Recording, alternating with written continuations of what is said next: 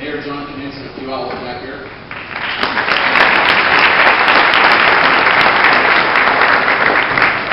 And we have Council Member Steve Vermillion back here.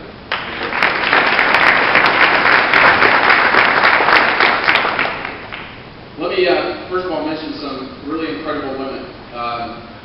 You've already heard from a couple of them. Secretary of State Kim Wyman, thank you very much for being here, taking the trip up here, and for your leadership in our state, for your kind words. Melanie Stambaugh, thank you for emceeing, but more importantly, thank you for stepping up to run against Don Morrell this year.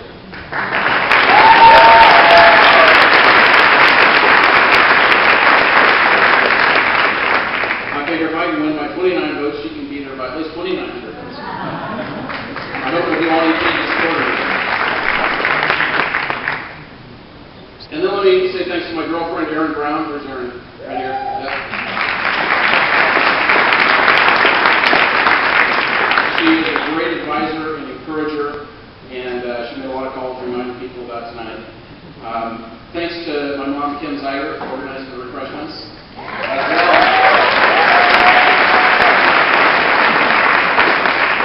As well as Epic Coffee back here that did the coffee and the tea and the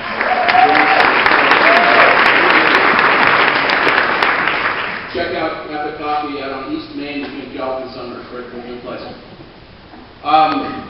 And then there's the woman who keeps me organized and does so much to help people in our district. That's Sarah Pollock, my legislative assistant.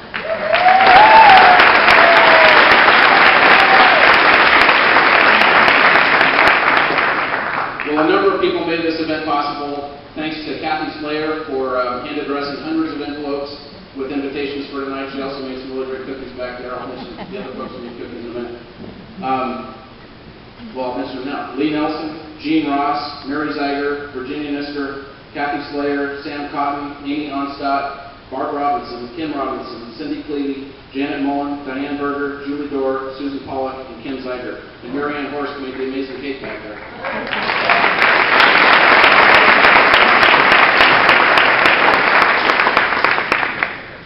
So, let me thank Vincent Vives for coming down all the way from Linden.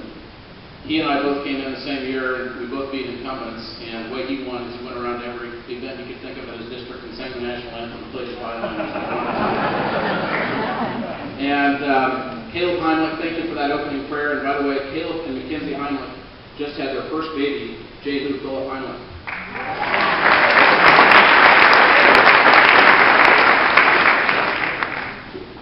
Thanks to Lisa Zeiger and Chris Wilder and Elizabeth Dahl for taking pictures tonight. Many other people volunteered and don't have time to thank them all, but thank you so much for what you did. I want to introduce our 2014 campaign team. My campaign manager is Travis Beck. Where are you, Travis? In the back.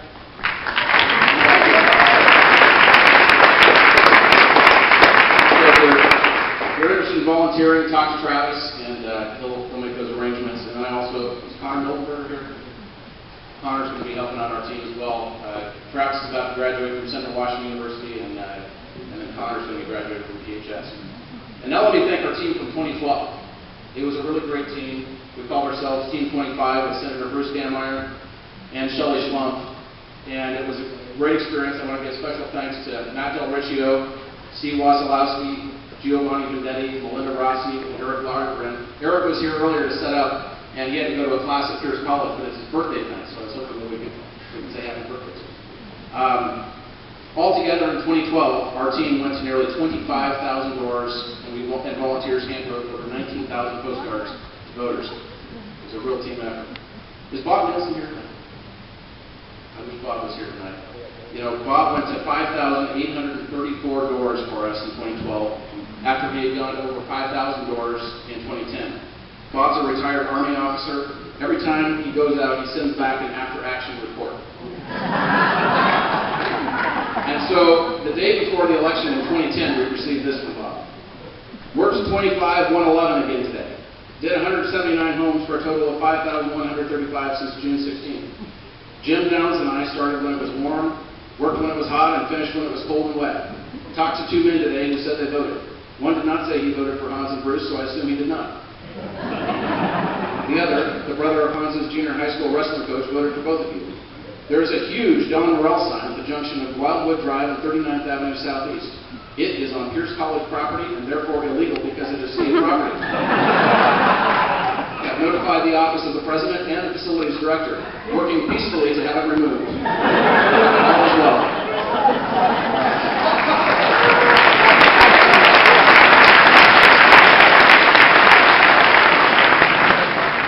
And then on June 11, 2012, we received this. Today was a royal butt kicker. Campaigned the northeast corner of 25-221 and did 96 homes for a total of 427. Took me 2.5 hours because of mountainous terrain, long driveways, and raging rivers. Also, I crossed into another precinct as I walked back to my truck. Visited no more than 5 homes. We all know how important 5 homes can be. That is 16% of the margin Hans won by. July 25th, 2012. One home had every vicious dog in the world, less 2. The next home had them. Was not confident the steel gate would hold. They got in a fight with each other over who would get to devour me. It is people like Bob who make these campaigns successful.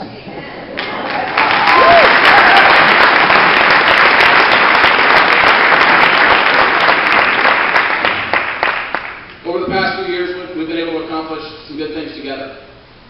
We've worked on legislation to make college more affordable and to make our universities more efficient and flexible. We've worked to bring down the costs of transportation projects. We've worked to honor our decorated veterans, to keep our neighborhoods safe from released offenders, and to get the private sector involved in solving problems like homelessness and prisoner recidivism. But there's a lot to do in 2015. We need to hold the Department of Transportation accountable for its errors and its cost overruns. Yeah.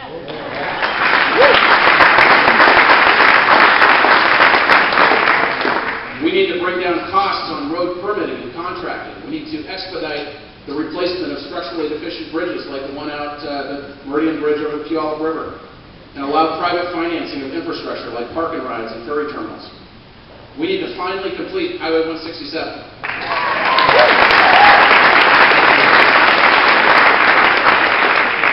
We need to prioritize K-12 education while making sure that local parents have control over their kids' education. Yeah.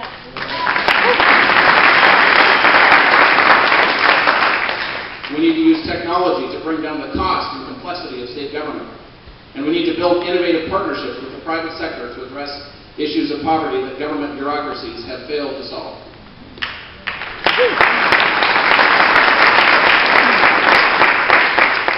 If I had to summarize the central point that I want to make in public service, it would be this. People can do incredible things when they work together. And strong communities consisting of families and churches and voluntary associations and small businesses are a heck of a lot better at loving and caring for people than any government bureaucracy ever was.